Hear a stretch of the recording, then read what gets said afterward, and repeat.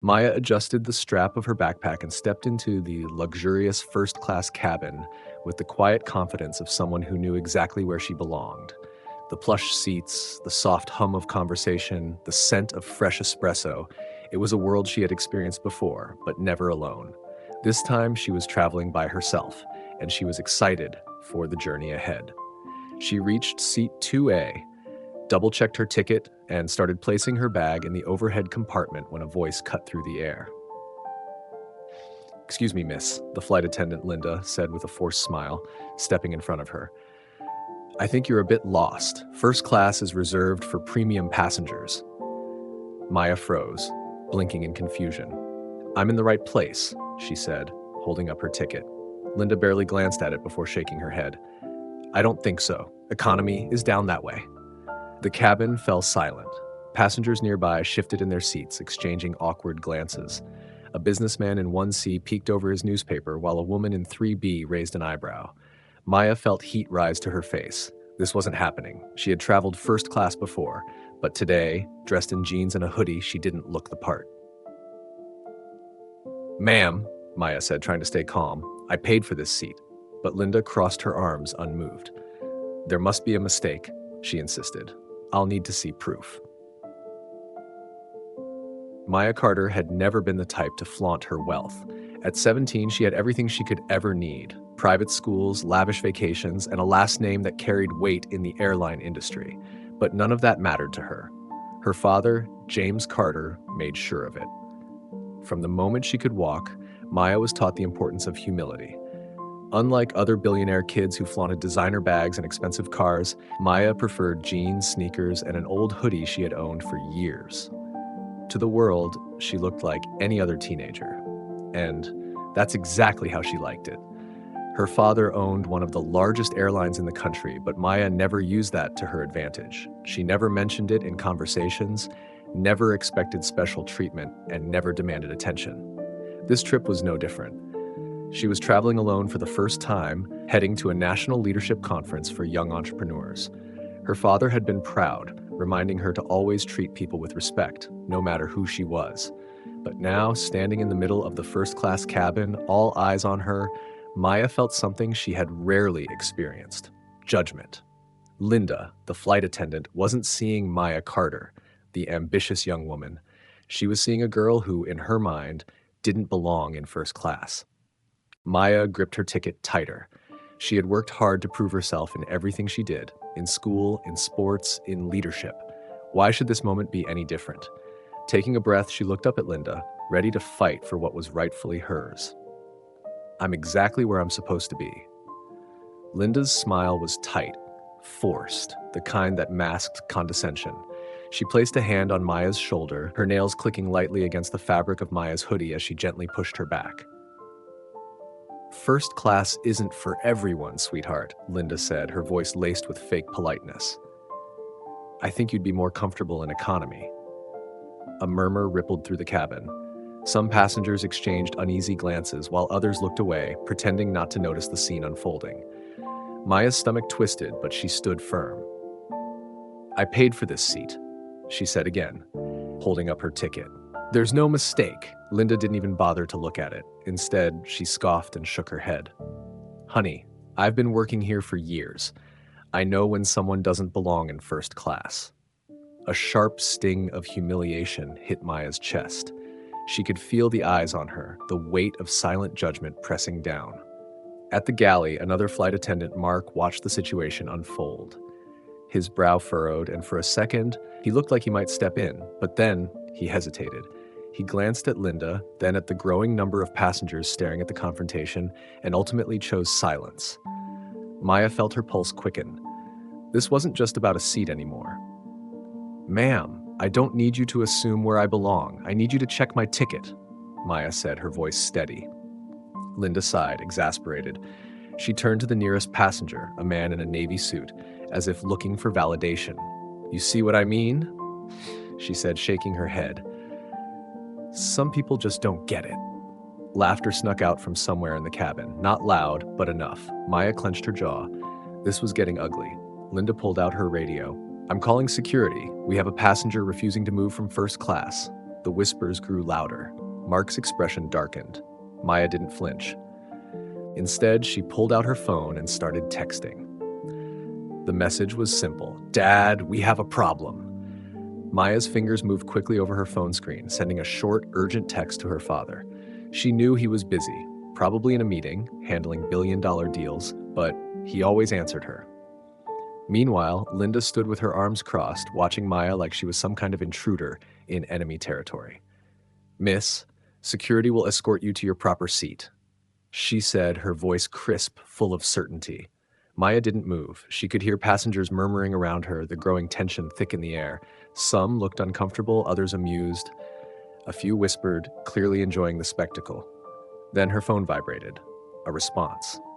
"What happened?" Her father texted back. Maya took a deep breath, keeping her face neutral as she typed. "Flight attendant refuses to let me sit in first class. Said I don't belong." Her father's reply came instantly. "Stay calm, I'm on it."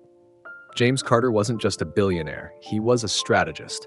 He could have stepped in immediately, demanded Linda be fired on the spot, but he wanted to see just how deep this problem ran. As security officers arrived, Maya kept her posture relaxed, her heart steady. She had nothing to prove. But Linda? She was about to learn exactly who she had underestimated. The tension in the cabin was suffocating. A woman sitting in business class, seat 4D, had been watching the whole thing unfold. She finally spoke up, her voice sharp and clear. "Why are you assuming she doesn't belong here?" she asked, tilting her head at Linda. Linda's jaw tightened. "Ma'am, this is standard procedure," she said quickly. "We have to ensure all passengers are properly seated." Across the aisle, a man in first class, dressed in an expensive suit, scoffed. "This is ridiculous," he muttered. "Shh, she has a ticket. Just check it properly and move on." Other passengers were whispering, some shaking their heads. A few, sensing the weight of the moment, had pulled out their phones, discreetly recording. Maya stood in the center of it all, still calm, still patient. Linda, however, wasn't backing down. She let out a huff and turned back to Maya. "Look, if you don't leave first class, I have no choice but to have you removed." Maya didn't move. She didn't have to, because at that exact moment, a flight announcement crackled through the speakers. "Ladies and gentlemen, we have a VIP boarding the aircraft. Please remain seated." Linda frowned, momentarily distracted. Passengers murmured, looking toward the entrance of the plane. Maya knew exactly who was coming. Her father had arrived. James Carter didn't need an introduction. When he stepped onto the plane, dressed in a tailored suit, his presence commanding the room without effort, a ripple of recognition moved through the cabin. The captain immediately straightened up and nodded respectfully. Flight attendants whispered amongst themselves, eyes wide. They all knew who he was. Linda, however, still hadn't put the pieces together. She turned toward him, slightly flustered, trying to keep her professional stance.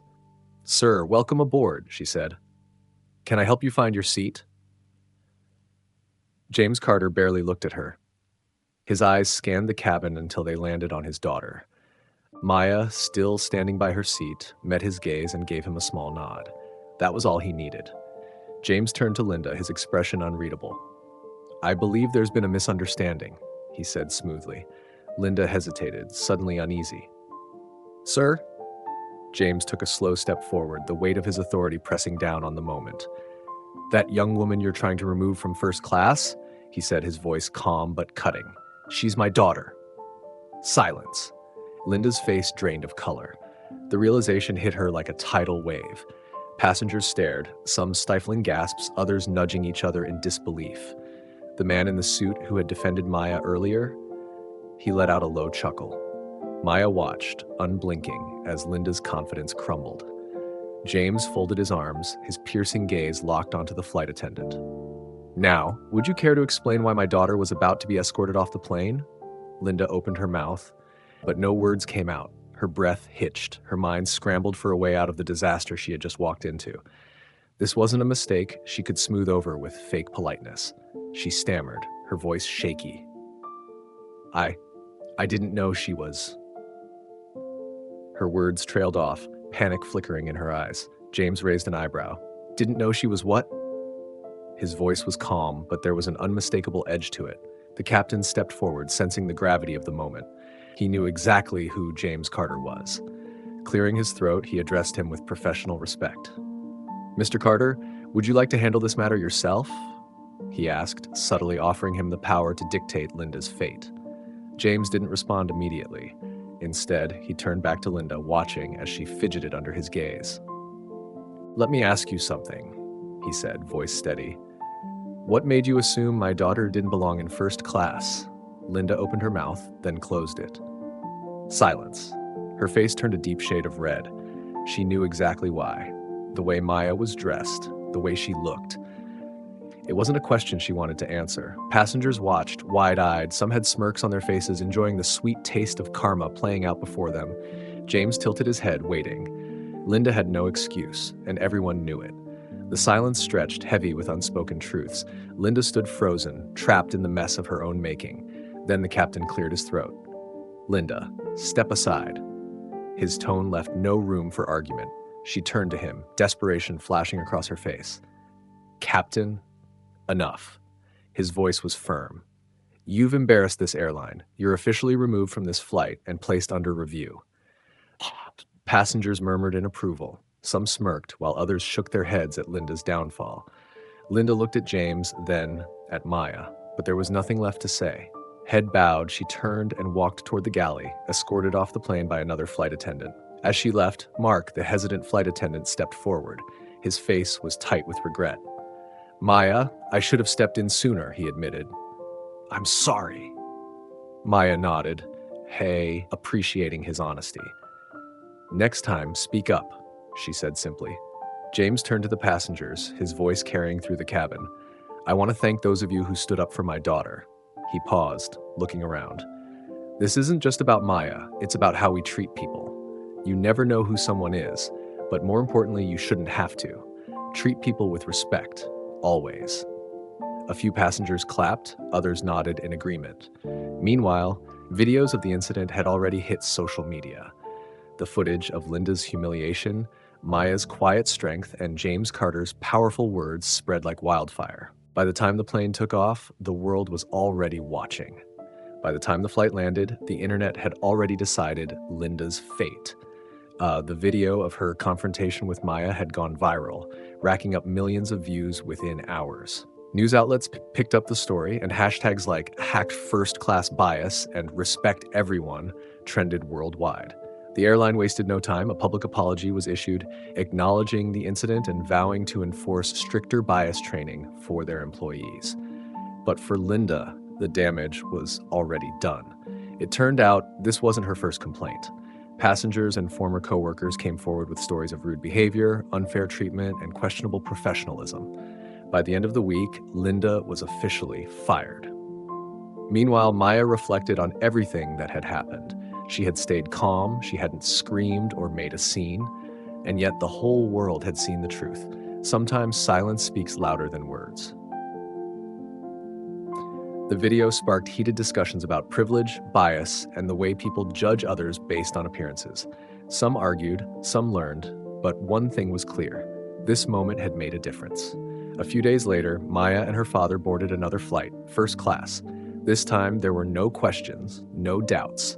As Maya settled into her seat, her father gave her a knowing smile. "Proud of you, kid." And now, if you loved this story and want more like it, don't forget to hit that like button, subscribe, and turn on notifications. More powerful stories are on the way.